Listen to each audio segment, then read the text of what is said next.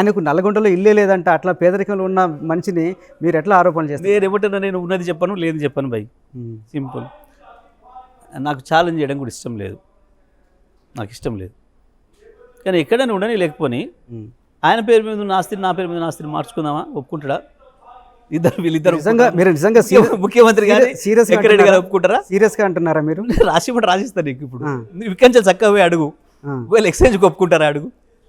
మీరు రెడీగా ఉన్నారు ఎక్స్చేంజ్? నేను రెడీగా ఉంటేనే కదా ఛాలెంజ్ చేసేది, నేను రెడీగా ఉంటేనే కదా ఛాలెంజ్ చేసేది. ఓకే, నా పేరు అయినా ఏం లేదు, నా ఫ్యామిలీ మెంబర్స్ పేరు కూడా అంటున్నాను నేను. ఇంకా నేను వాళ్ళని కూడా ఒప్పిస్తాను, మా ఫ్యామిలీ మెంబర్స్ని కూడా.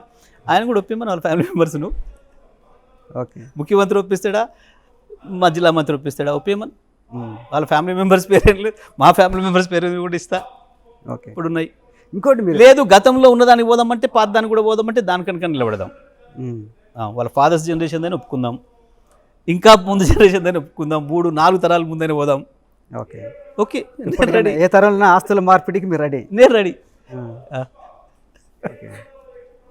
వాస్తవానికి ఆ పాత ఒప్పుకుంటే నాకే నష్టం, కొత్తది ఒప్పుకుంటే నాకు లాభం. కానీ ఏం పిచ్చి మాటలు, పనికి మాలే మాటలు నాకు ఇష్టం ఉండదు మౌలి గారు. ఇట్లాంటి చెత్తవి పాలసీల మీద మాట్లాడండి, ప్రజలకు ఇచ్చిన హామీల మీద మాట్లాడండి.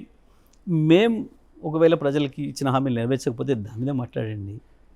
ఈ మాట్లాడుకుంటాం కానీ ఈ పనికి మాలిన మాటలు ఏందండి? 100 ఉండే, 1000 ఉండే, సిగ్గు లేకుండా, అసలు శాసనసభలో ఏం మాట్లాడాలో మాట్లాడకూడదు తెలియకుండా, నిబంధనలకు వ్యతిరేకంగా చెత్త వాగుడు, చెత్త మాటలు.